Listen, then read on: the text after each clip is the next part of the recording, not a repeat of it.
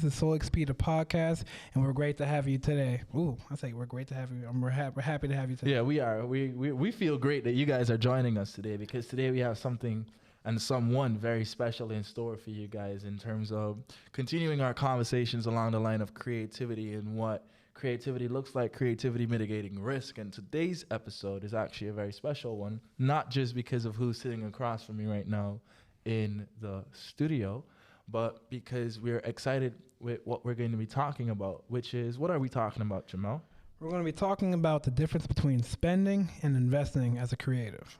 Difference between spending and investing as a creative. Damn, that sounds deep. Is there actually a difference? Because spending is spending, right? Spending is spending. I mean, spending is spending, but it's the perspective and the mindset that's going to be the different part of it. All right, the perspective and the mindset. Can't even speak for a second. Yeah, man. But we're both flussing our words today. It's okay, right? though. I It's don't okay. know what's happening. I don't know what's happening. Okay. First guest, but we're very, very, very, very honored to have the talented Luana. Oh. The talented Luana. Luana, come on. Give us a bit more. Give us your full name, Luana. Come on. I'm Luana Seu, and that's my whole name. All right. So we in the studio with Luana Seu, and we are going to be talking with the lovely Luana. Luana is a photographer. She is a documentary filmmaker. She is an athlete.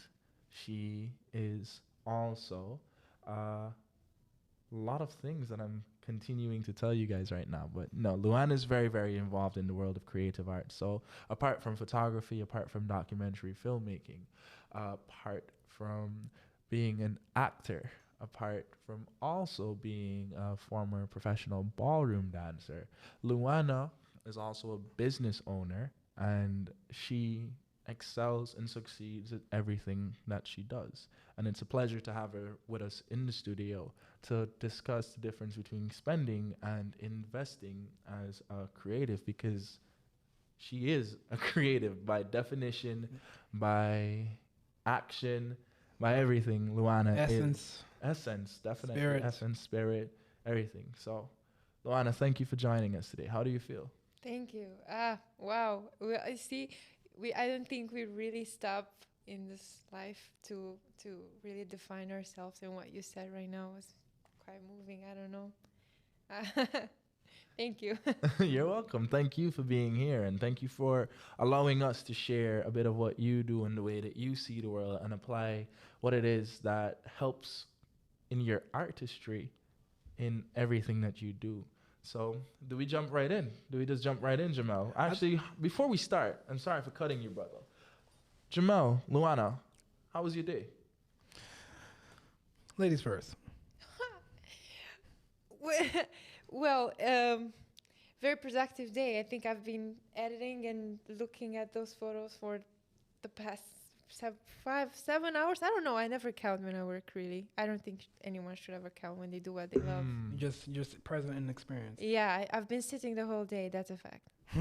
What about you? My day was good, man. You know, just been productive, just been putting a lot of different things together, and, you know, just working on how we can get more value to the people, you know? Nice, Yeah. nice. And since both of you asked, my day was well as well. Thank you. No, thank you. What am I, chopped liver? That you don't even return the favor. You ask me how my day's been. Hey man. Daniel, how was your day, brother? You know what, brother, my day was great. I'm happy to hear that. I'm really glad. I got some work done on the book. Sent it out to some of the some more sample readers. I almost said sample listeners, but some more sample readers. I got dressed. I got styled today for the first time. Like, somebody styled me, and I'm just very impressed by the job that she did. I just gotta say that. Very, very impressed. Who's the stylist, by the way? Who's the stylist? I'm funny that you should actually ask. The stylist is actually Luana. Oh, so yeah. So woman of many. Again, it just goes back, and that's why we're so excited, because there's not just one pocket that Luana fits into. Like, you can't define her as a person or define her with what she does, because of how much she does and what she gives and brings to this world. So now that we've had that and we've said that, let's jump into today's episode. And before we jump into today's episode, go ahead, brother, play your first move. All right, man, let me go. Actually, Luana, what do you think Jamell's first move should be? Talk to me. You're creative. Go simple. I told you I don't know the names. I only know the names in Romanian, but you know, how would you call these? The pawns. A pawn. Yeah, go with a pawn. By the way, Luana's a Romanian. Yeah, So Luana's that's from why Romania. she only knows how to say it in Romania. So. Yeah. And but we're sparing you guys. We're gonna slowly peel back the layers. You guys are gonna get to just hear from Luana. I know I'm certainly very excited to hear what Luana has to say and the way that she sees the world. Indeed. So, I'm gonna go E4. brother, you always go E4. Of course, it's very reliable. B6. Knight to B6. Knight to B6. That's very cute. Let me do. I'm gonna do D4. You gonna do D4? That's fine. I'm gonna do knight captures D4. E5. E5. That's cool. I like it. I see what you're working with. I, my good friend, am going to do D5. Meanwhile, Luana's like, Knight to C3. they're supposed to be talking to me. They're sitting here playing chess. So, Real quick. Just give us 1 second, man. give us 1 second. So, Take your time. take our time. Knight to C3. You said you trying to play my head. That's what you're trying to do. You're trying to play with my head. Mm-hmm. But I'm actually take You feel this pressure, brother? pause, bro. First of all, I don't know where that came from, but I'm gonna go bishop to F5. He said, "Stop it. Get some help." But Luana, as we're here. So tell us a bit about yourself. And when I say that specifically, you're from Romania. How long have you been in the United States? I've been in the United States for 5 years almost.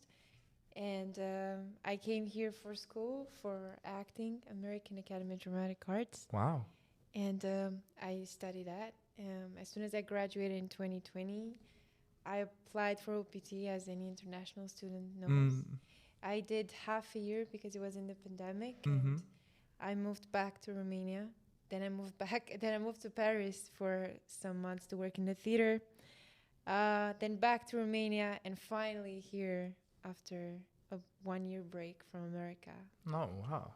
You came back at the right time, by the way, with everything happening, but you came back at the right time. Yeah. But what was it like when during the pandemic? Because that was a time where a lot of people found it very difficult to, one, do something other than being at home, and you found yourself with so much time on your hands, especially with the world being shut down. So what was that like for you? How were you able to take that risk? Because you graduated in 2020, right? So you graduated in 2020, and after graduating, here's a pandemic. Here we are in the middle of a pandemic, which probably started before you graduated, right?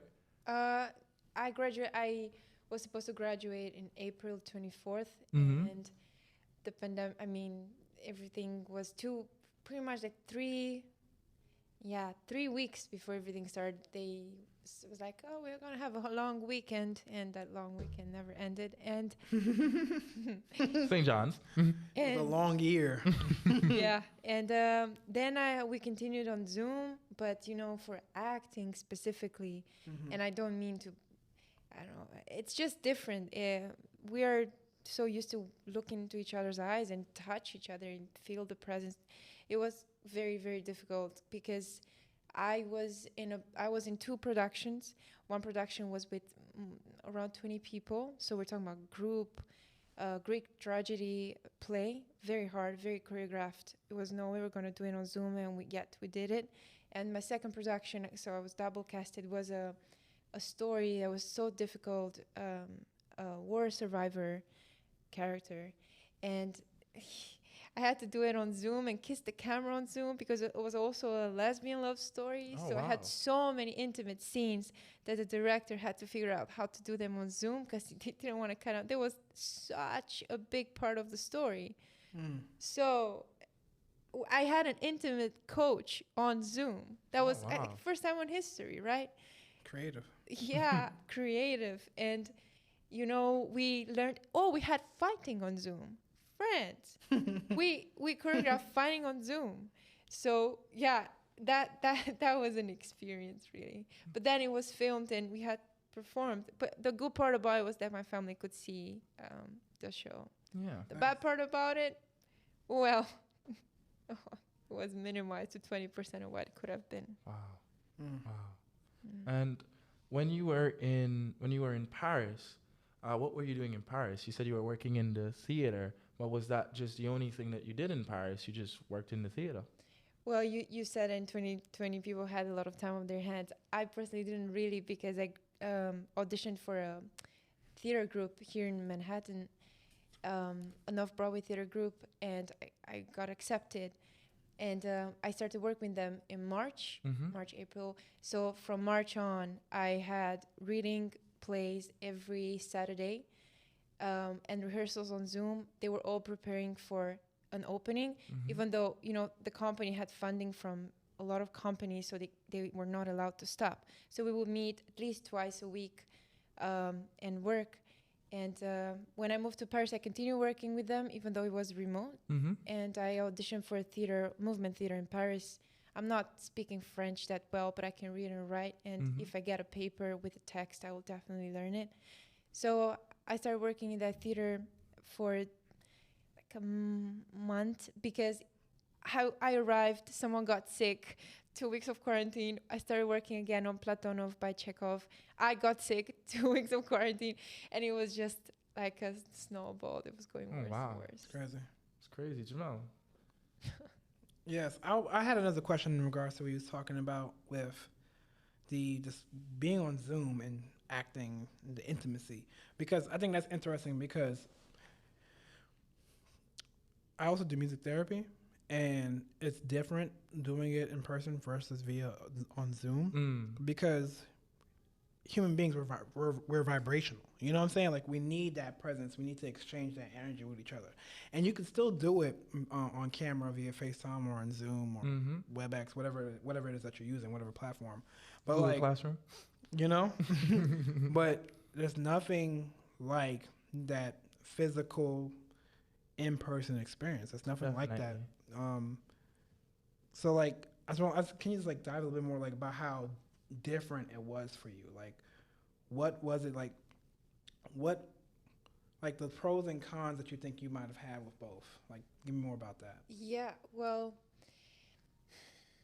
there was a lot of crying, and I'm not saying crying because of the scene is so heavy. No, I say a lot of frustration, crying, coming both from the actor and the director too. And all of a sudden, everybody was equal. There was no power struggle. There was no, Wow. because I we were think about that. Yeah, and it's such an interesting dynamic, because it's a set environment. You need someone that's in charge, someone that's, and that disappeared, and it was just a collaboration game. So there will be moments where you do the best acting of your life, and the camera is not seeing your face and things like that. And the director will be like, at the end, like, Luana, that sounded great, but I couldn't see anything. That hurt my soul. Yeah. You mean I gotta do it again? Of course, take two. But and then when, for example, performance, right? There was not. You see, as an actor, you're very aware of everything that's happening. Yeah. The fourth wall, the audience, everything. You know everything, and you know where your colleagues are. You know everything. But on Zoom, though, they're not around you. You don't feel them. There's no light designer. You're your own set designer, light designer. But what your biggest responsibility is to pray that not the power won't shut, or you're not gonna. The internet will be there all the time for you, and things are not in your power anymore. So this extra stress, that's just not in your power. And you think about: am I in the frame? Is my internet working? Is my laptop charged? Is the microphone working? Yeah. All these little things that should not be your actor concern. So all of a sudden, it'll be, I feel like a superwoman. I was in the shot for the whole time. Yeah. So that's interesting, because like, I remember, and you talk about like everywhere, there was no like any like hierarchy anymore. Like, I remember in college when the pandemic happened, because graduated in 2020. And so, the year that built character. That's what 2020 is for me. The year that built character. Like, call me Sasuke. Like, a lot of character development. The anime heads will get that. The anime heads gonna get that. But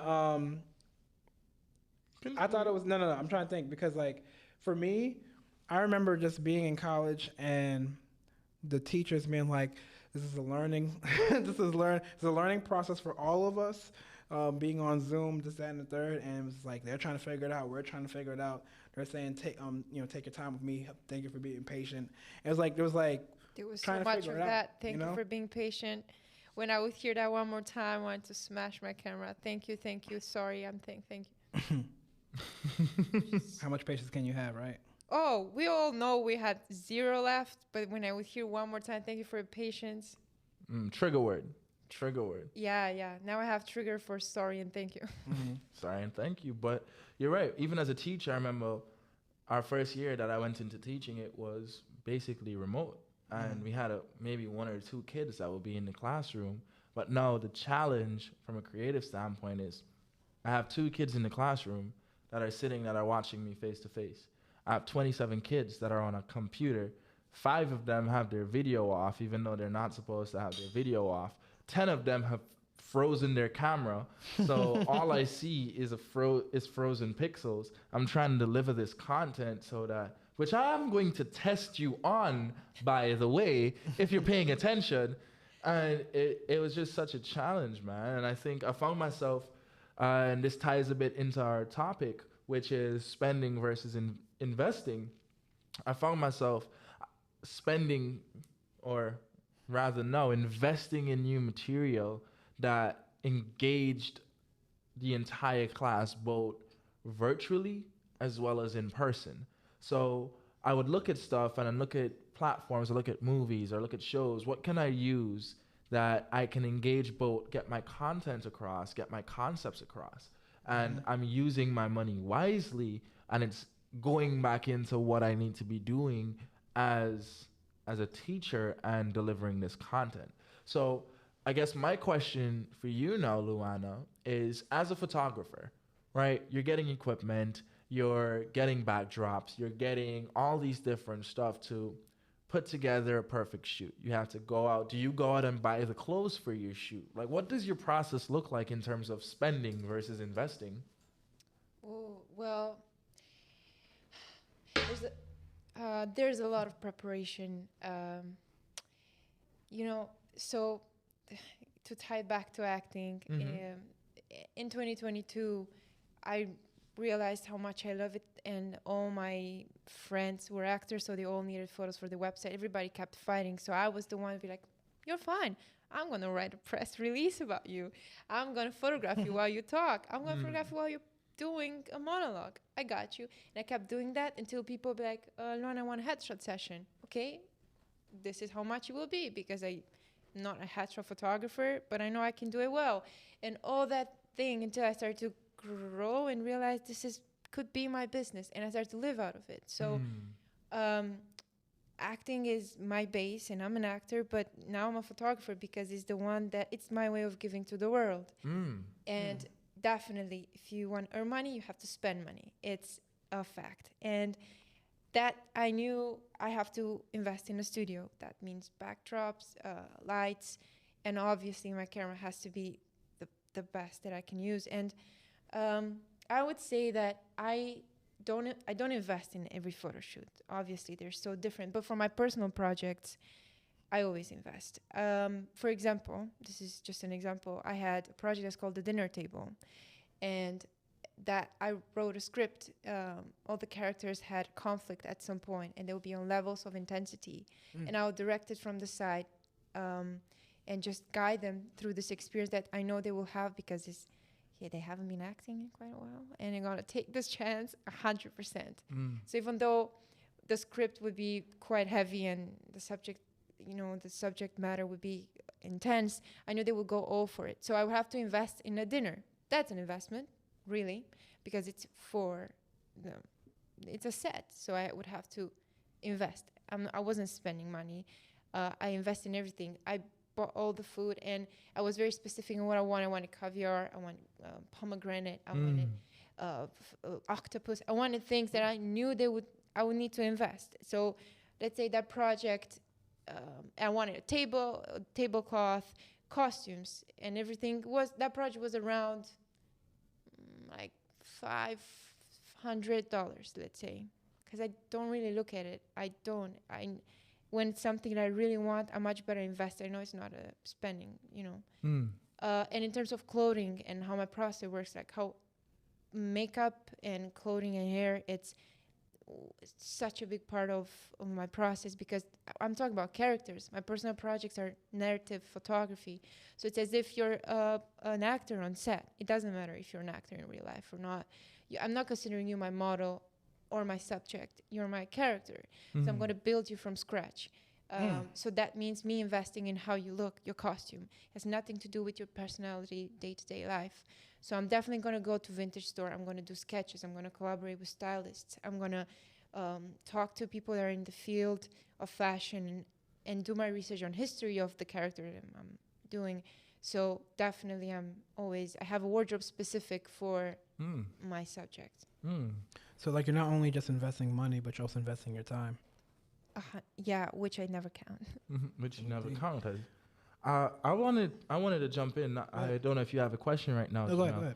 But just thinking back to what you said about investing into these characters and investing so much and you don't count it as spending. So how do we, and I want to ask both of you, how do we qualify what spending is? Is investing money being used with a purpose, and is spending just, I see something and I want it and it's not necessary to what I need to do creatively?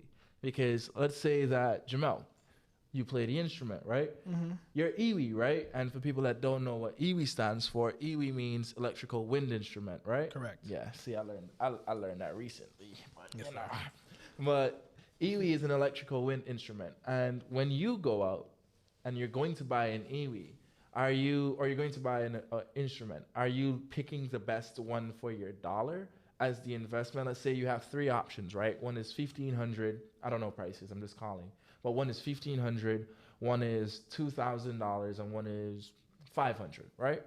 Which one are you buying? Are you investing in the $2,000 one because it's the most expensive and it's probably the highest quality, or do you get the $500 one? I think you should do whatever you can do, because there's not everyone might have the finances to. I think okay, this is the best quality, so I'm just going to get this. But not everyone might have that unless you can find a way to leverage your credit, I think, to do things like that and to make investments. But for me, I would say do whatever is best in your means at the current moment. If you have the funds, then to get the higher quality, especially because you want it to last long term. So that wind instrument, that iwi, that's an investment? Yes, that was an investment for sure, because I knew I was going to utilize it for content. I was like, okay, I want to start doing this, and I have a saxophone. I have a real saxophone. That's where I got my start, acoustic, and I can play that too, but like I'm gonna have to always find a place to play that and whatnot, because the sound of an acoustic saxophone carries so much. And I live in New York, so everyone's gonna be like, word to my mother. Oh God, who is playing that joint? Like I'm about to find them, right? So I got the iwi. Shout out to my friend Terrell, because I got it from him, and I got the iwi, the electrical wind instrument, and I got it from Roland specifically. This is that brand, and it helped me because I was able to be so much more versatile in my music making. It has different sounds on there. It has all the saxes. It has flute, clarinet, violin, trumpet, all the different sounds. And then I can adjust the sound levels, mix it and connect it with the Bluetooth, so I can play music on top of it. And that's what I call it my live performances, because I'm playing with the artists, and I can feed off of their energy and things of that nature. So I knew I was able to make that investment and to create content long term, like I've been doing now for the last 2 years. Because what it sounds like, for me, listening to the both of you, in the difference between investing and spending is the purpose. What is the purpose that you're getting whatever it is that you're getting? I definitely say you have to be intentional with the investment. So let's say I'm a writer, right? Well, I am a writer, but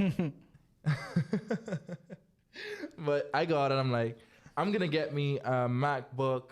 I'm gonna get the top of the line MacBook because I'm going to use it for writing. And I'm sure this has happened to many, many people, where you look at something that you're interested in, and it's a project or it's a hobby, and you want to take something to the next level. So you say, I'm going to go out, classic example, and I'm going to be very honest right here. I'm trying to learn another language again, because in high school, I knew French and Spanish. Now I'm trying to relearn them. I invested in Babbel, right? Babbel, yeah, I've heard of that. Paid the membership for the year, got the annual thing to practice, gave myself a timeline. Life happened, and I can't tell you the last time I've looked at Babbel, right? I can't tell you the last time I've looked at Babbel because life happened. So was that still an investment? That's the question I wanted to ask the two of you. So now is Babbel still an investment because I got it for the year and obviously my year isn't up yet and I can still pick up? Or right now, based on where I'm at, was paying that amount of money for Babbel, was that a spend? Which one do you think it was, based on where I'm at currently? Just as a visual example for our audience that are watching and listening. So what do you guys think? I have you give your take first, and I'll go after. I have the same story with a platform with courses, with online courses in the pandemic, like everybody did. I think it's a spend because of you. It could have been an investment, but you were so close to use it as investment, and you spent because you just dropped it. And that's a spend. Obviously, if I pay for a yearly membership for Photoshop, Lightroom, Adobe, if I don't use it every day, it's really not worth it. It's so expensive. It's $20-ish a month, right? So no, I had the same thing. I used that platform for courses, for online courses, until I abused everything that I was engaging with, and I thought it's gonna build me. It did. And I paid a yearly price like you, and after 3 months, not used. I haven't used it. So now here's the question, and Jamell, you're gonna answer, but I want you to add a little bit of a caveat. So I'm gonna ask you this question. So again, Luana benefited from investing in that education platform to do her courses because 3 months she got all the knowledge that she could get to build her. But she still got it for a year, and the rest it's not being used right now. So again, do we say now, again, we use purpose? Does time and consistency with whatever it is that you're investing in, is that also another key factor to differentiate what's a spend versus an investment? Well, that kind of also goes back to the last episode where we talked about creativity, how it mitigates risk along with action and consistency. So, because like I've had the same. Everyone, I think almost. I'm not gonna speak for everyone, but I know at least for us three, we've had that happen. Like where we invest into something because we had focus, drive, and intent, like pure intent on working towards something diligently. And then maybe as time go by, like you said, life happens. Maybe it's possible that it's not working out for you anymore, or maybe it was working out so well that you was able to start doing a little bit more different things and variate. So I think it really is situational, in that when it comes to that specific aspect. But again, like what she said, I think what's going to make it more of a spend than an investment is like when, okay, if it's an investment financially, you might improperly invest your time, and that is gonna break that down for me. Because if you put money into an investment but you don't put your time into it, then it's like why'd you spend them? Why'd you invest? Why'd you even spend that money? So that's all I wanted to hear. Thank you. I'm glad you clarified that. Yeah. Keep going. So so it's just like so I guess it is just more so like intent, purpose, consistency, and action. Like those are like the 4 pillars that's gonna really make it worth the investment and a worthy investment. Do you guys have any spends that you regret?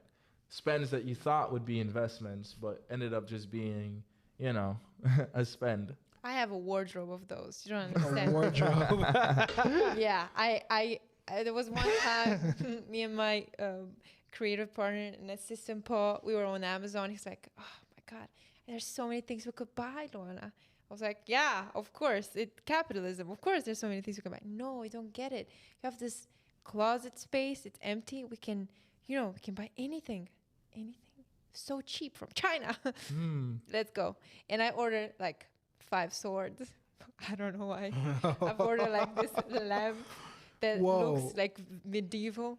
I've ordered gowns and capes and things like that. I don't know when I'll ever use those, but I know I have ninja swords in case you guys need a ninja sword, and these are just some examples of things that I know I spend money on because they're still there with the label on. They will be an investment when I'll dream about an idea with something that can use swords. But So are spends able to be converted into investments? Because if it's true that an investment can become a spend, then the reverse must be true. Yeah, I mean, it would have to be like, like you said, if you decide to go back into Babel, then you kind of tonight. Respect. You just got back into making it a worthy investment. You know? And I like what she was talking about too. Just like, there's some things where you never thought you would spend it on, or like, I know for me, like I've invested into certain things in the past, and say if it was like also to get a financial outcome out of it. Say if I didn't get that financial outcome, I didn't necessarily like one of the courses where it was like that. I got so much more than just like finance. I got like mindset shift. I got just like drive. I got just like a fire inside of me from it. Specifically the perspective on money, on life, how I operate with myself, discipline, how I the trust within myself, things of that nature. So I think that was valuable too. You know what I'm saying? So there's always something that you're going to get out of something, like whatever investment you make, at least try to get something out of it. Say if you decide to, if at some point in time you decide to slow down or take a step back, like make sure at least you was working diligently and you was trying your best to get something out of it, That's a good point. So if we're breaking down, Jamell, you mentioned, and I want you to recap it. What are the 4 pillars of investing for your creativity, that is? Intent, purpose, consistency, action. Intent, purpose, consistency, and action, and right? not in that order specifically. Not in that order specifically. Not in that order specifically. So I think it's very, very interesting when we're thinking about spending versus investing, and this is for our audience, that as you're about to approach something, we're not trying to say that you got to go into everything hypercritical. Why am I doing this? Because there are times, again, where we just spend, where you want to enjoy life, where you want to take a break. We do that all the time. We go to the bodega and you go, yo, let me get a bacon, egg, and cheese. Are you spending money or are you investing money? If you want to break it down into simple thing, well, you're investing because that meal is going to give you energy through the day. Yeah, it's a spend, but it only becomes a spend if you had breakfast already and you don't really need to eat, but you just walk past and you're like, intoxicating. Let me go get that. So yeah, thinking about it in those frames of reference, when you're breaking down investing versus spending, especially from a creative standpoint, as Jamell said, you have the 4 pillars. As Luana has said and given her experience and touched briefly and in detail on what she's been up to for the last few years and how investing and spending has played a role in what her process is for photography, for acting, for just ideas in general. And for me, y'all heard my stories of how my investments became spends. And I think sometimes we need to be very honest with ourselves, and because we say a lot of nonsense sometimes. I'll be very truthful. We look at something because a spark of creativity or motivation flashes across us and we're like, you know what? Yeah, today I just saw this film. I think that everything that this film has said is so powerful. I'm going to take action today. And I go out and I buy something, but realistically I know, let's say playing the guitar. I know realistically I don't want to play the guitar, but it looks cool. I'm around people that play the guitar, so I have a bit of FOMO. But again, I know that I am not going to play the guitar again. I just want to say that I know how to do it. Should I invest? Should I go and spend money on a guitar just because I want to satisfy a temporary craving?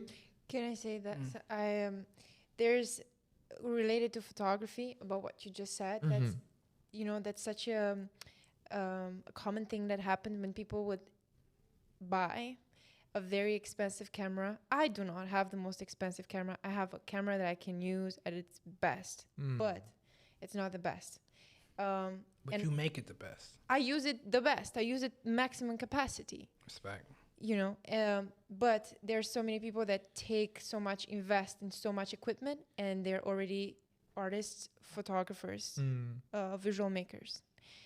Not really, though. I don't believe in that. I film my documentary. Right now, the documentary that I'm doing is filmed on 6 different cameras. From a Super 8 to a small Canon point and shoot from the 2000s, which I'm very careful because I dropped it one time. It's the size of my palm. And what I'm trying to prove with this is that you don't need an expensive equipment or you don't need to invest so much money in your idea to be creative. I'm using all these mediums to prove, including my phone, obviously, to prove that you can deliver your idea across with minimum of spending. Minimum.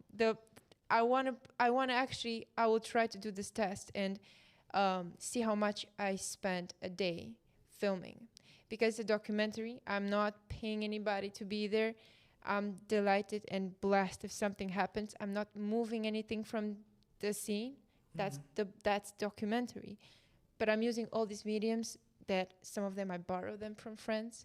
So I guess a day of filming on this documentary it can be $275, the subway ride, really, to go to Coney Island and spend the whole day filming all those subjects with my point and shoot the size of a palm camera that I think is like $30. So see, investment in spending, I don't know where that goes. And those are all different creative ways to invest your time and your financial spends, and like also being able to like really curate something without having to really break your pockets. Like I said before, you got to work within what's in your own means, right? And also I like you're doing it to challenge. Like you don't necessarily have to do it in this form. You don't have to necessarily challenge. You don't have to necessarily have to get the most quality equipment to make something beautiful, to make something amazing, right? So I'm happy that you brought that up too, and it just reminds me that there's always different ways, there's always different routes that you can take when it comes to creativity, and it's like when you have the mindset shift of this is an investment for myself versus this I'm just spending money. This is an investment because there's a long term, there's an actual goal that I'm working towards right here, Yeah. Powerful stuff, people. Powerful stuff. But guys, this has been another episode of Soul Exp The Podcast. Yes, sir. I do want to say one last thing. I wanted to say, for anyone out there that's talking about, when we're talking about investing and we're talking about the difference between spending, when it comes to investing, please, please, please, if you invest into something and say it doesn't work out, I do not want you to be like, oh, I don't want to, I can't. I'm too afraid to make another investment. I'm too afraid of that. There's so much risk. Oh, I did this and it didn't work out. Don't, the delay and the inaction that you're going to take because of that, don't let fear run your mind. Do not let that type of, you can't serve 2 masters. So do not allow the fear to master you and not be able to take forth another step and another leap into the direction that you want to go to, because there's always going to be something greater on the other side of that. Amen. Fear. So, yeah. Preach, brother. Take them to church, brother. Take them to church. But God. But guys, thank you to the lovely Luana for joining us and blessing us with her knowledge, with her mind, with the way that she sees the world. Mm-hmm. So again, you said you have that project out. Do you have that project that you were speaking on out? Is it out right now? The example that the dinner table. Definitely, yeah, you can find it. Okay, send us out so we can drop the links in the comments. Yeah, and where can we find you? Let's say I'm on Instagram right now, scrolling my phone as I listen to this podcast. Where can I find you? Even though I said it a bit earlier, we'll drop that again. So, Luana, where can we find you on social media? You can find me at the Lou Mag. I'm not good at spelling. International. The Lou.mag on Instagram. THELU Soul.mag on Instagram. Feel free. Definitely, not even feel free. I'm telling y'all, Show her go some love. check out her Show content. her some love. She has great Luana's content stuff out there, is dope. She's a dope person, as you guys have heard over the course of these last few minutes for the entirety of this podcast, actually. And we don't, everyone that we're bringing to this podcast, we're bringing because we know that they have something to say and they have something that could benefit you guys out there just in the same way that they're benefiting us. And Luana's been a blessing to us since we've met her. Yes. So thank you again, Luana, for honoring us and being our first guest on Soul Exp The Podcast. I'm your host, Daniel, alongside my boy, Jamell. Yes, indeed. It's been quite the experience. Luana, you want to tell the people anything? Buy or anything? You can also find me on my website because this social media situation, it's my name is www.luanaseu.com. All right. Nice. And there you have it. So again, y'all, thank you for watching. Thank you for listening. Comment down below what our next move should be on the chessboard. Follow, like, share, subscribe. You know what to do. And we're out. Talk to you later. See you next time.